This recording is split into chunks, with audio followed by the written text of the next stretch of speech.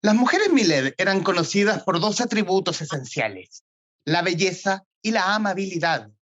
Pero estas cualidades apenas superaban los baches de sus temperamentos, porque en lo privado podríamos decir que eran rebeldes, coléricas, rabiosamente independientes y lo más complejo, difíciles de emparejar.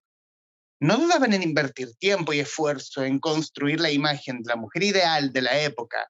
Cabello rubio atardecer, mirada misteriosa y unos labios que daban la impresión de comerte en vida y guardar tus secretos más turbios. Podían ser los ángeles tan añorados por los varones. Cuidarían de sus maridos, hijos y hogares con devoción, consumiéndose debajo de las faldas en los deseos de libertad que les corrían sin bocado por las venas. Así eran, todas y cada una, las mujeres Millet. Y ellas son las protagonistas de este capítulo del Traficantes de Cultura. Hoy el libro que nos reúne es La pasión de las mujeres Millet, escrito por una amiga de la casa, Andrea Amoson, editado por Penguin Random House bajo sello Sudamericana, y que muy amablemente ha accedido a hacer este contacto desde Estados Unidos. Andrea, muy bienvenida, gracias por aceptar esta conversación. Hola Humberto, como siempre un gusto conversar contigo, conectarme a través de tu programa con mi Chile, con la gente, ¿verdad? Con los lectores y las lectoras que han acogido de súper buena manera esta nueva novela mía. Estuviste hace algunas semanas en Chile, en parte haciendo promoción del nuevo libro y en parte, obviamente, después de mucho tiempo de no venir a Chile a ver a familiares, amigos. ¿Cómo viste este reencuentro? Porque La Maestra Bernarda lo estrenaste en plena pandemia. Tú estabas en Estados Unidos y el lanzamiento hubo que hacerlo remoto, pero anterior a eso fueron Las Mujeres de la Guerra, ahí tuvimos la oportunidad de conocernos. ¿Cómo, cómo viste que entró la pasión de las mujeres Millet?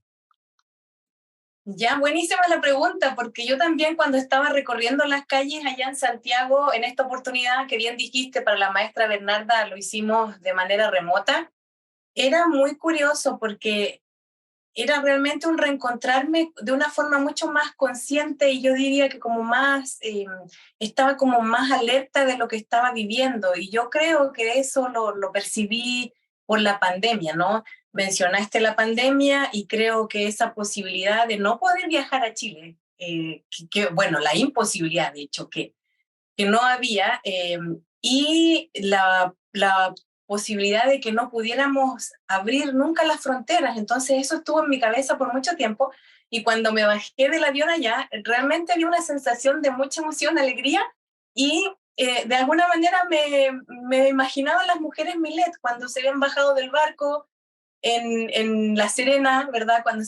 Bueno, la primera bajada en barco que fue de Francia a Chile. Entonces también como que de esa manera me conectaba yo misma también con los personajes y me imaginaba cómo habría sido ese desembarco, ese llegar de un continente a otro y enfrentarse a una lengua diferente, que en el caso mío era un reencuentro con la lengua, con los chilenismos, ¿verdad?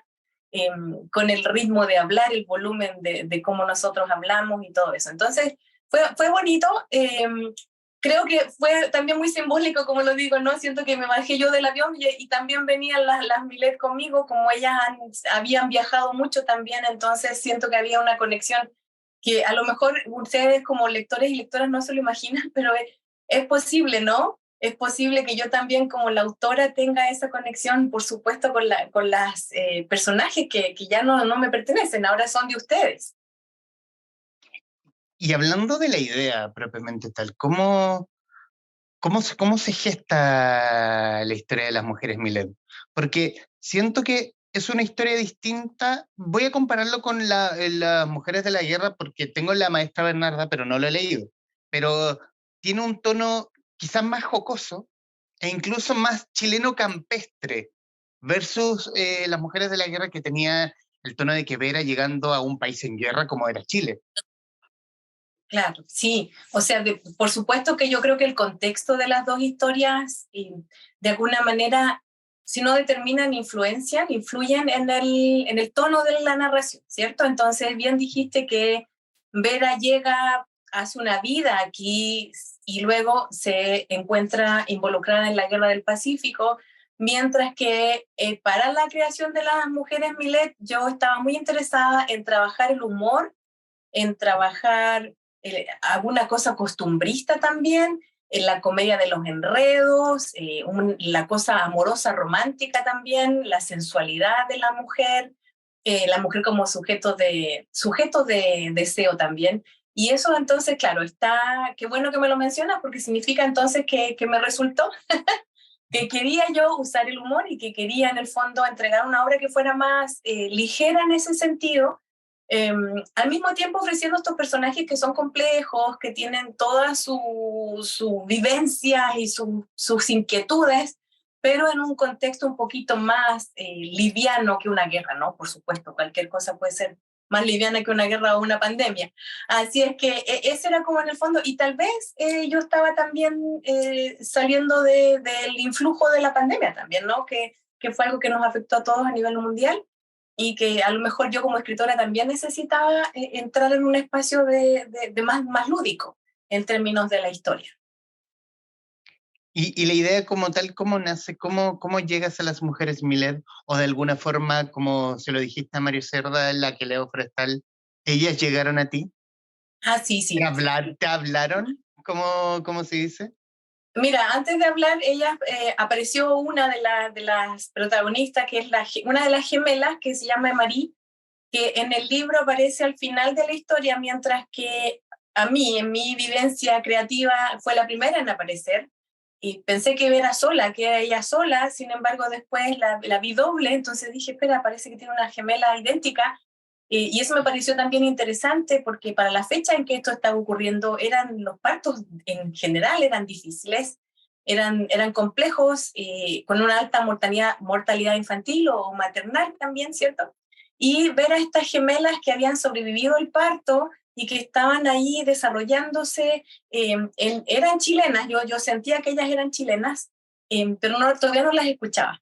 Y después paseando por una de las, aquí hay muchísimas ferias de antigüedades, entonces a mí me encanta ir a esos lugares para ver también, ¿no? Sabes, encontrar inspiración.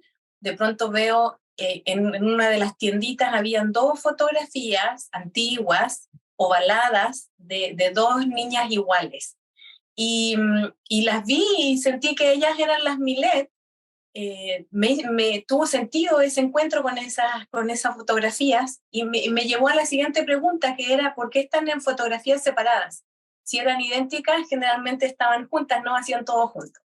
Lo cual derivó en preguntarme cómo sería separarte de tu gemela por una razón que no es una razón natural, que lo que digamos cuando se diferencian un poquito en la adolescencia y tal vez en la adultez, sino que por un tema más traumático, y en el caso de María es el tema de su enfermedad, ¿cierto? Ese en el fondo es como un poquito el camino de ir descubriendo a todas las Milet, porque si están las hijas tiene que haber una mamá y había una abuela también, que es Adelaida. Y ahí ya yo creo que cuando apareció Olivia y Adelaida, la primera voz que sí escuché claramente era la de Adelaida. Ella era la mujer severa, muy seria, ¿verdad? Que tenía muy claros los objetivos de mantener a la familia a flote siempre como fuera. Y después apareció Olivia con una voz mucho más suave, menos combativa, ¿no? A la hora de hablar, pero igualmente fuerte y decidida. Y luego están las niñas, que sobre todo Clara, que es la hermana gemela de Marie, que canta muy lindo, ¿no? Y también la escuchaba cantar. Entonces fue un proceso muy bonito, avanzar por todo eso y conocerlas y poder después plasmarlas en las páginas para que ustedes ojalá las disfruten y se encariñen con ellas también. Siento en la construcción de los personajes que cada mujer protagonista son todas, cada una forman parte de la historia, cada una es una cadena que refuerza la historia, versus los hombres que son meros seres pusilánimes, los voy a tratar muy mal, hombres que pasan por ahí y se van, excepto Sánchez. Sánchez en el principio del libro es un tipo bien, es un cabro noble. Sí, Sánchez, bueno, es de mis personajes favoritos masculinos en la novela. Yo creo que que me gustan mucho los hombres que están, me gusta el abuelo, me gusta Messier. Me encanta que se llame Messier y que la gente le diga, pero ¿cómo se llama Messier, Messier? Y haya una confusión ahí con su nombre. Me gusta que en el fondo igual, a pesar de su vida licenciosa, igual él sabía y tenía claro que tenía que proteger a su familia también. Entonces hay varios varones que son súper adorables, ¿ah? Los hermanos mayores de Sánchez también, ¿no? Que son, claro, ni siquiera tienen nombre, pero sí tienen una presencia, y es la presencia del apoyo en sacar adelante la tierra, los viñedos que tenía la familia en el Valle del Elqui, y al mismo tiempo también ayudar a su hermano menor a rescatar la etiqueta cuando le financian el viaje para París, ¿no? Donde se conoció con Olivia. Entonces, lo mismo el joven, el Severín, ¿no? Porque Sánchez se llama Severo, entonces al hijo le ponen Severín, ¿no? Él también es muy encantador, este es un chileno, completamente chileno, nacido en Chile, criado en Chile, muy buen mozo, que tiene, que como que heredó la pasión de las Millet, entonces él igual se apasiona y también yo lo encuentro en el fondo decidido en términos de que se parece más a las mujeres Millet cuando se trata de obedecer o no obedecer al corazón. Así es que, claro, hay un montón de otros hombres más que entran y salen, como bien dijiste, pero el foco está puesto en las mujeres en la historia, como me gusta a mí hacer. Tú ya mencionabas dos novelas previas mías antes, donde yo sí me encanta poner ahí la mirada, enfocarme ahí y seguir a estas mujeres para ver qué pueden compartir con nosotros y qué nos pueden enseñar. Y me gusta también, me gusta Adelaida porque en el comienzo del libro ya, no voy a hacer spoiler porque ya, si cuento más de la historia ya sería spoiler, ella de alguna forma quiere ver la forma de poder resurgir el negocio Millet, porque ya estaba ensuciado el apellido por cosas que hizo el abuelo. Cosas que hizo el abuelo, fin. Fin. Me doy a entender con eso. Y de pronto ahí aparece Severo Sánchez y de pronto se reencuentra con el Chile que dejó hace muchos años respecto de la cepa de vino que estaba vendiendo en la Feria Mundial de Francia. Sí, sí, justo. O sea, también me encantó trabajar con el vino chileno porque yo lo he dicho en otras ocasiones, me siento como una pequeña embajadora también de nuestro país. Yo creo que los libros también son embajadores de nuestro país y poder mostrar las viñas chilenas, el Valle de Casablanca, el Valle del Elqui, con la producción vitivinícola, con Sánchez así, claro, con una mesa chiquitita, con sus vinos y eran como 3 botellas de vino y 5 copas, era una cosa muy precaria, que era lo que él había podido financiar para poder estar en París, en esa tremenda feria que hubo en el año 1900, ¿verdad? En la Exposición Universal, donde se conecta con las Millet, con Adelaida, que ve la oportunidad de dos cosas, ¿cierto? Bien lo dijiste, de moverse a Chile, es decir, retornar a Chile porque Adelaida es chilena, y de volver a resurgir esta etiqueta que ha caído en desgracia, ¿no? La etiqueta Millet, que eran vinos del Valle del Loira, que parece que se dice Loire, no sé, al que hable francés que nos diga, ¿verdad, Humberto? Pero claro, yo pensé que Loira, o Loira, Loira. ¿ves? Claro, pero ahí yo dije, voy a tener que aprender francés para decir esa palabra, porque hay otras que sí las puedo decir. Pero volviendo al punto, eso era bonito también, que poder mostrar nuestra riqueza en vinos también, no solamente enfocarnos en los conflictos armados que ha tenido el país o los conflictos civiles o políticos, sino que también mostrar las bondades, los motivos de orgullo que tenemos allá, que son muchísimos, y poder en el fondo compartir esto con lectores de otros países, porque aquí en Estados Unidos, y yo sé que igual lo van a leer el libro, a mí aquí me invitan a clubes de lectura de mujeres que hablan y leen en español, entonces también súper gratificante poder llevar un poquito de la tierra a través de la literatura. Y en el fondo también en la construcción misma de los personajes, bueno, también, aquí estamos hablando de una novela, aquí estamos hablando de ficción, probablemente pudo haber pasado, pero construir a estas mujeres que de alguna forma, respecto de su propia liberación, son la vanguardia de una época de la cual nacieron probablemente equivocadas. O sea, son la vanguardia, van mucho más allá, son adelantadas a este resurgimiento, a este nuevo siglo que se avecina. Sí, mira, esa pregunta me gusta mucho, me gusta porque me da la oportunidad de hablar de unas mujeres que son anteriores a esta época de las Milet, que existieron en la vida real, y entonces uno tiende a pensar, oh, pero qué adelantadas, y después conoce hasta otras mujeres y dice, ah, no, no eran tan adelantadas, realmente había como unos aires de cambio en la sociedad. Era el cambio de siglo, ¿verdad? Venía la época bella de Francia, ¿no? París, la ciudad luz, con la ilustración y todo ese tipo de apertura a otros saberes. Entonces, te voy a comentar la historia de Nellie Bly, que es una periodista estadounidense que trabajó para uno de los diarios de Joseph Pulitzer y leyó el libro de Julio Verne, La Vuelta al Mundo en 80 días, y a ella se le ocurre dar la vuelta al mundo en menos de 80 días y se lo propone a Pulitzer, que es el hombre que luego hay un premio aquí muy importante, ¿no? De periodismo y literatura, nombrado para honrar a este periodista, este editor.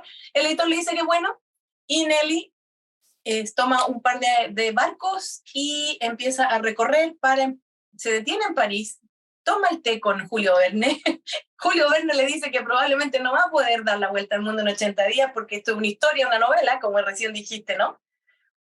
Pero bueno, le desea muy buena suerte. Con tal que Nellie Bly dio la vuelta al mundo, si no me equivoco, en 72 o 74 días. Es decir, le ganó a Phileas Fogg, que es el protagonista de la novela de Julio Verne. Y eso es real, es una historia real, existe, es como en el 1800 y algo, y así también habían otras exploradoras que andaban dando la vuelta por África, ¿no? Exploradoras inglesas sobre todo. Eso es una cosa, y la otra cosa que te puedo comentar es que antes de eso, por supuesto, ya venía un movimiento de la liberación de la mujer en Inglaterra, ¿no? Para lograr el voto para la mujer en Inglaterra. Eso después saltó a Estados Unidos, ¿cierto? Que fue por ahí, por el 1911, lo consiguieron por ahí. Y bueno, nosotros nos demoramos un poco más hasta 1949, ¿cierto? Entonces ya había como un movimiento de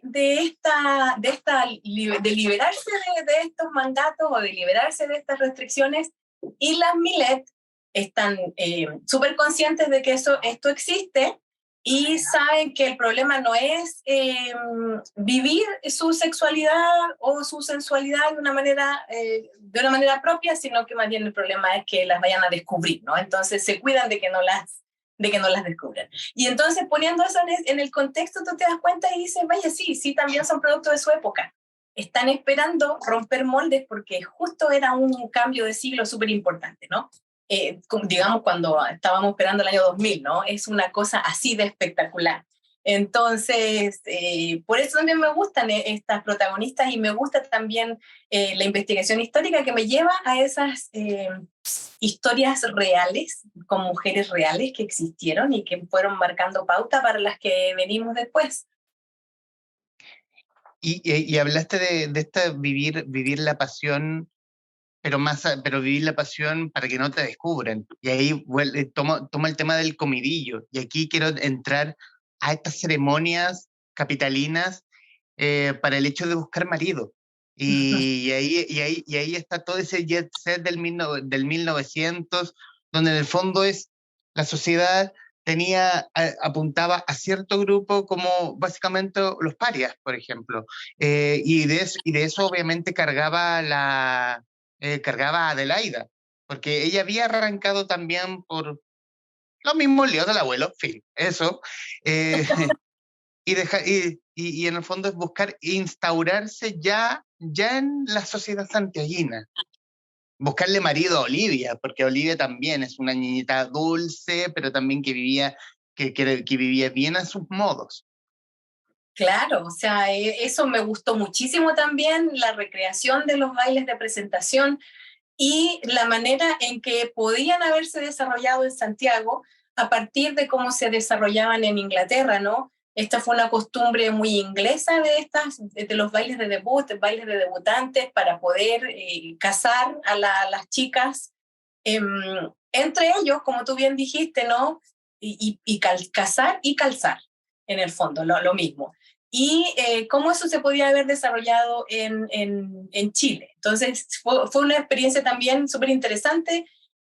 La investigación sobre los vestuarios que usaban, la música que oían, las comidas que tomaban, que comían, y por supuesto que esto era a nivel de una clase social alta que podían financiar no solamente las presentaciones en sociedad, sino que también los matrimonios, porque los matrimonios eran caros de hacer, entonces la gente la gente de otro estrato social o gente de trabajo no podía financiar el matrimonio, entonces vivían en convivencia, ¿verdad?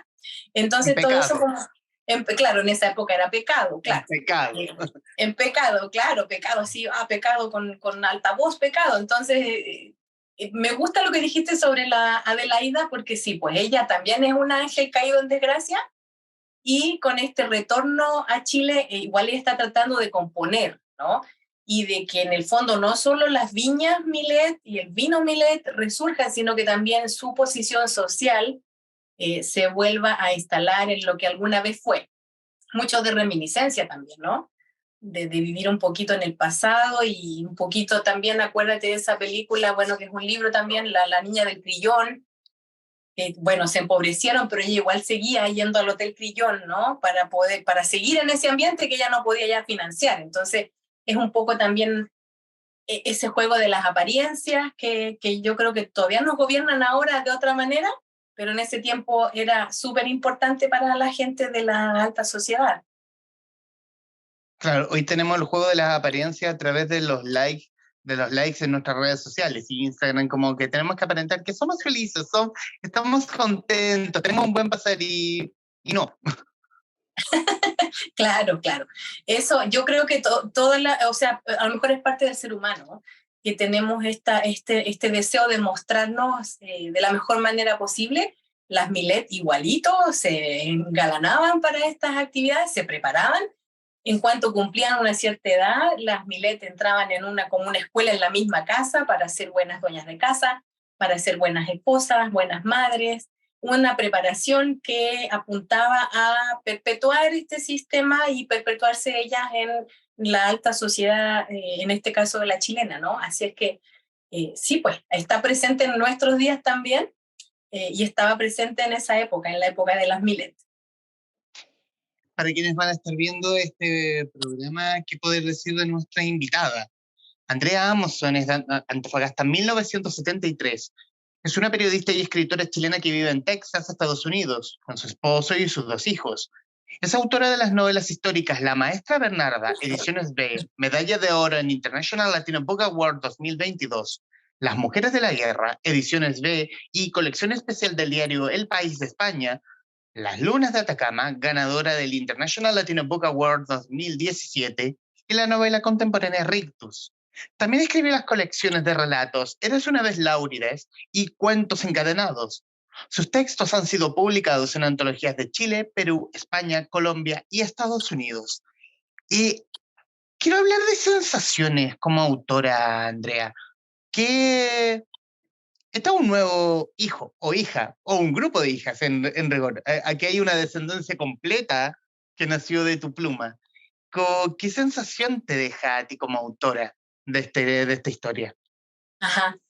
Me deja una sensación muy bonita. Estoy súper contenta de haberme atrevido a experimentar con una novela de un tipo más romántico, con una novela más graciosa, por decirlo, más lúdica, donde trabajaba la comedia de los enredos, ¿verdad? Que yo te estoy engañando, pero no sé que tú también me estás engañando a mí, y en ese proceso al final nos terminamos enganchando el uno del otro.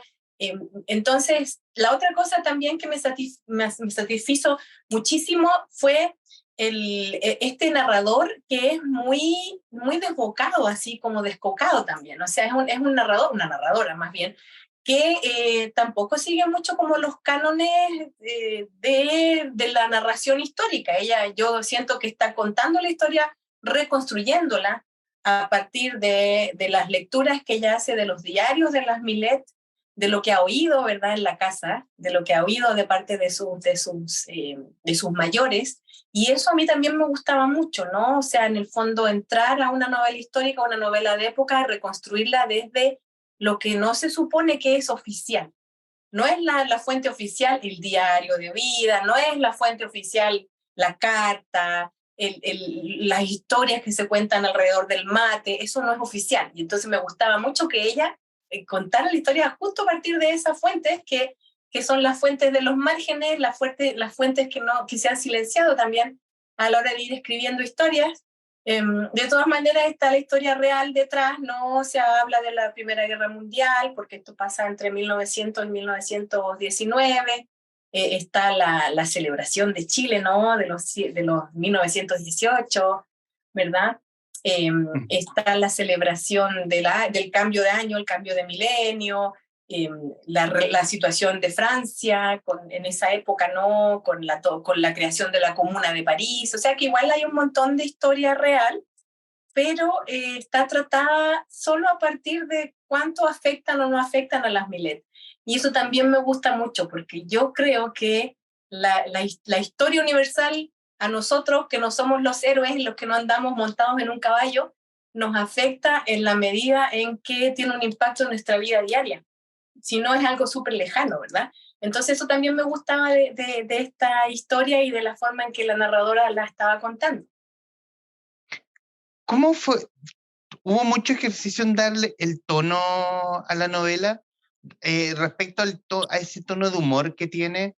Porque es gracioso, porque en las descripciones íntimas, como que la narradora no se da tantas vueltas, pero lo dice de una forma fresca. Es como que, mira qué interesante para nombrar A como B, no sé, una cosa así.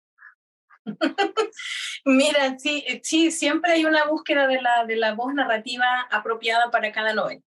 Entonces, en este caso, el proceso fue similar a los previos procesos donde yo tengo que estar muy segura de quién cuenta la historia y cómo la va a contar. Y eso es, yo creo que a lo mejor, aparte de la creación de los personajes y la lógica de la trama, es también una de las cosas que me toma más tiempo, que tiene que ver con como la selección, cómo la va a contar, y yo que soy tragediosa, así en lo personal, la Andrea es tragediosa, evitar irme a la tragedia, porque cuando estaba escribiendo tenía que poner mucha atención de no caerme a la tragedia, porque yo me había puesto la misión de escribir una comedia romántica histórica. Entonces, aparte de cómo la narradora estaba contando la historia, estaba yo también, como la Andrea, muy pendiente de que nos mantuviéramos en el registro como juguetón, lúdico, de una propuesta una invitación en el fondo a divertirse también con el libro, ¿no? A descansar con el libro también. Eso era parte también del proceso y sí, tomó una buena cantidad de meses hasta poder dar con el tono exacto. Y cuando ya lo encontré, cuando ya lo escuché, dije, este es. Y ahí ya me quedé y me quedé contenta. ¿Cómo ha recibido el feedback el lector respecto de quienes han leído La Pasión de las Mujeres Millet? Sí, ya me han llegado mensajes, sabes que hay gente que ya lo leyó, así me dicen, oye, no lo pude dejar, lo leí en 2 días, lo leí el fin de semana, o me quedé hasta las 2 de la mañana porque quería saber qué pasaba después.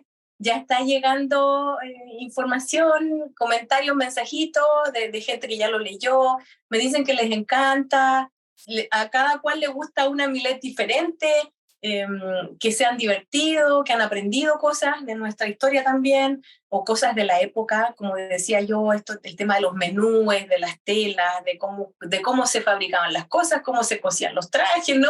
Todo ese tipo de información, las recetas que vienen también dentro del libro.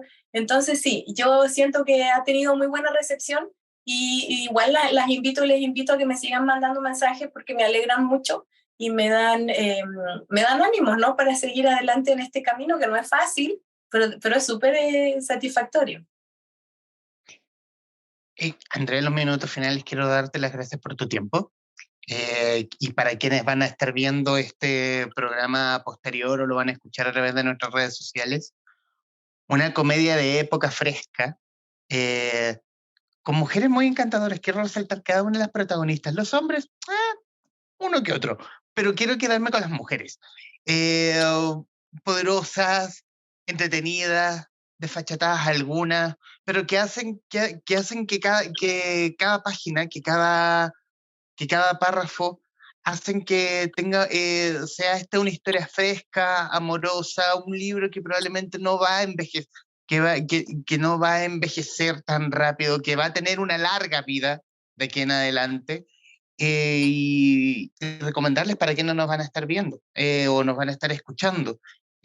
Andrea, en los minutos finales, la pantalla es tuya para que diga lo que guste respecto al libro, a sus lectoras, lectores, o lo que le nazca del corazón. Bueno, como siempre, un gusto conversar contigo, Humberto, estar aquí en tu programa, conectarme, ya lo dije, con mi gente, con mi tierra.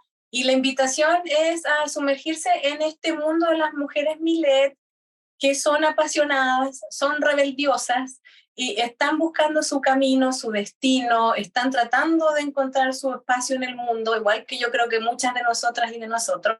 Es una lectura que puede ser un descanso al final de un día largo, ¿verdad? Un día de trabajo largo, de estrés, de problemas y preocupaciones. Esto yo creo que es una manera de descansar, de aprender un poquito y también de entretenerse, porque ya lo dije yo, y tú lo dijiste también, es una comedia romántica histórica donde la invitación es a aprender, pero al mismo tiempo igual a pasarlo bien. Andrea Amuson, autora de La pasión de las mujeres Milet, editado por Sudamericana, en conversación con la guarida de los traficantes de cultura. Mi estimada Andrea, muchísimas gracias. Gracias a ti, muchos abrazos y saludos y cariños para ti, para toda la familia y para todo Chile. Igualmente para tu familia vikinga, a la cual guardas y defiendes. Y para quienes nos están viendo y escuchando, gracias por estar ahí. Adiós.